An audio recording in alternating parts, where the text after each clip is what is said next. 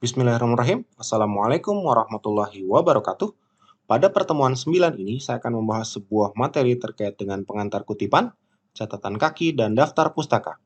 Ada 3 bahasan yang akan kita bahas hari ini. Yang pertama adalah kutipan, yang kedua adalah catatan kaki, dan daftar pustaka. Kutipan adalah pengambil alihan sebuah kata atau sebuah kalimat dalam karya tulis untuk tujuan memperkuat argumen dalam tulisan kita sendiri. Kutipan bisa dibilang sebagai pinjaman kata atau pinjaman kalimat yang dibuat oleh penulis untuk memperkuat tulisannya sendiri. Kutipan ini bisa diambil dari berbagai sumber. Yang pertama bisa dari buku, bisa dari internet, bisa dari artikel jurnal, dan lain sebagainya. Yang kedua adalah catatan kaki. Catatan kaki merupakan keterangan yang dicantumkan di bawah halaman atau kaki halaman. Jadi catatan kaki bukan mencatat dengan kaki, tapi catatan kaki adalah catatan yang ada di kaki halaman. Kaki halaman yang dimaksud adalah bagian bawah dalam tulisan. Jadi nanti di halaman catatan kaki itu biasanya catatan kaki ada di bagian paling bawah. Lalu, daftar pustaka merupakan daftar yang mencantumkan judul buku atau judul rujukan yang pernah ditulis dalam tubuh wacana. Jadi, daftar pustaka penulisannya di akhir atau peletakannya di akhir. Peletakan di akhir ini bermaksud supaya nanti pada saat pencarian referensi, para pembaca dapat melihat daftar referensinya pada bagian belakang.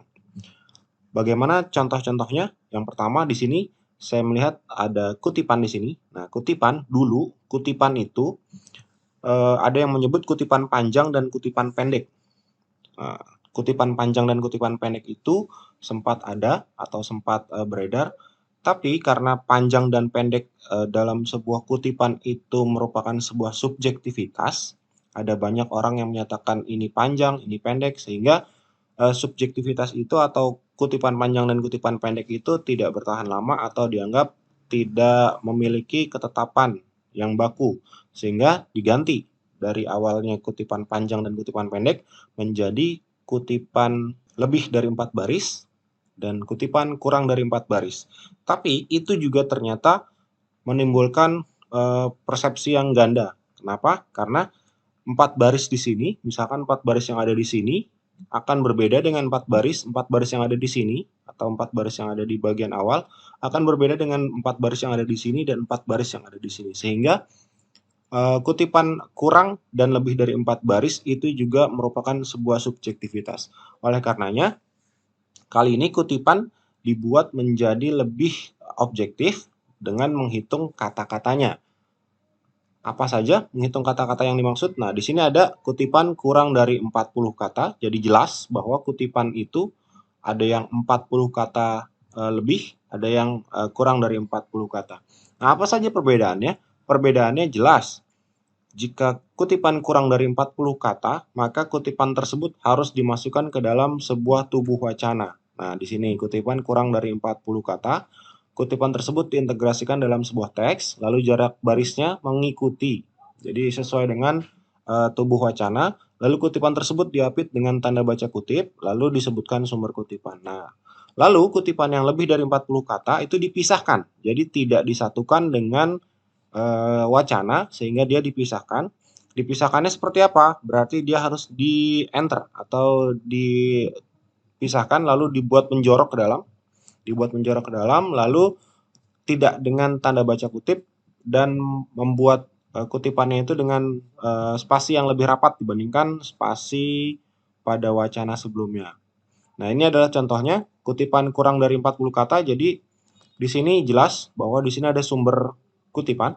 Lalu di sini ada tanda baca kutip. Nah, di sini ada tanda baca kutip, berarti ini adalah kutipannya dari huruf K atau kata kalimat sampai ilustrasi. Nah, ini adalah kutipan kurang dari 40 kata. Sementara kutipan yang lebih dari 40 kata tadi dipisahkan dari wacana. Jadi dipisahkan dari wacana. Nah, ini adalah kutipan yang lebih dari 40 kata. Dia dipisahkan dari wacana dan dia menggunakan spasi yang lebih rapat dibandingkan kutipan atau dibandingkan wacana sebelumnya. Di sini kutipan lebih dari 40 kata menggunakan satu spasi dan dibuat menjorok ke dalam dibandingkan tulisan atau wacana sebelumnya.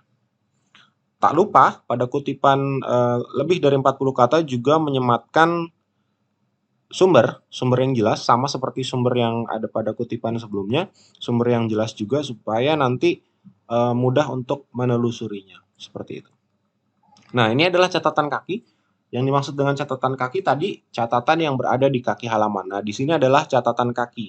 Nah, jadi bukan mencatat dengan kaki, tapi catatan yang ada di kaki halaman. Nah, ini adalah sebuah halaman, lalu di sini ada kaki halaman. Nah, di sini ada catatan kaki.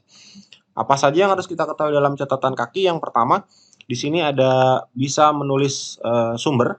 Nah, bisa menulis sumber itu berarti ada data pengarang, namanya, tidak perlu dibalik.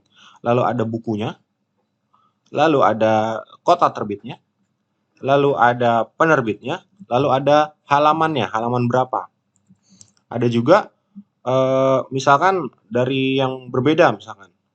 Nah, di sini ada nama pengarang, sama nama pengarang, lalu ada artikel. Nah, di sini dari artikel berbeda dengan yang tadi dari buku. Lalu ada penerbitnya, lalu ada tanggal terbitnya dan tahun terbitnya. Nah, di sini ada PP. PP di sini berarti adalah halamannya lebih dari satu. Misalkan, nah di sini dari halaman 30 sampai halaman 37. PP ini bisa diganti dengan H atau halaman. Ada catatan kaki, di sini ada beberapa bagian yang harus rekan-rekan ketahui bahwa di catatan kaki ada yang dinamakan dengan istilah IBID atau IBIDEM, ada OPCIT atau Opere Citato, dan LOGCIT atau Loka Citato. Nah, IBID di sini yang dimaksud dengan IBID adalah jika catatan kakinya itu sama seperti yang di atas. Jadi catatan kaki itu berulang sama saja, tapi berbeda halaman. Nah, di sini menggunakan IBID. IBIDEM. Jadi IBID H berapa gitu. Lalu ada OPCIT. OPCIT berarti karya tersebut telah disebut atau buku tersebut telah disebut, tetapi diselang atau diselingi dengan sumber lain. Jadi misalkan sumber yang pertama sumber A, lalu ada sumber berbeda, sumber B, lalu yang sumber ketiga sumber A lagi. Nah, pakainya OPCIT. Langsung OPCIT halaman berapa.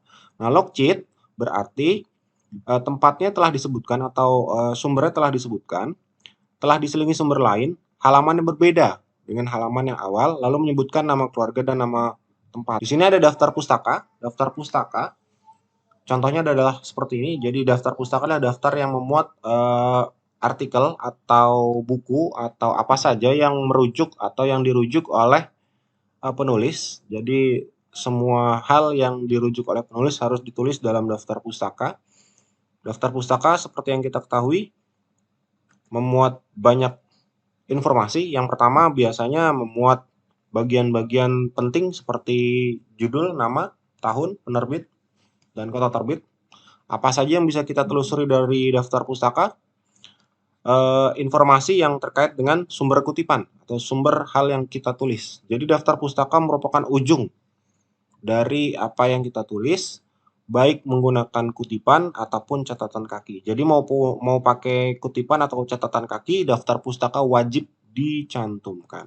Nah, di sini contohnya daftar pustaka yang sering kita lihat adalah Nata Jukopen atau singkatannya nama, tahun, judul, kota, dan penerbit. Nah, di sini ada nama dibalik, lalu tahun, lalu judul buku, lalu ada kota terbit, lalu ada penerbit.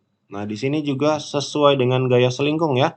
Tidak bisa kita melihat hanya pada penayangan ini saja, tapi harus merujuk pada gaya selingkung atau gaya penulisan dalam sebuah lingkungan. Baik, terima kasih atas perhatian dan kerjasama dari rekan-rekan mahasiswa semua. Saya akhiri, semoga bermanfaat. Terima kasih. Assalamualaikum warahmatullahi wabarakatuh. Salam santun, salam akademisi.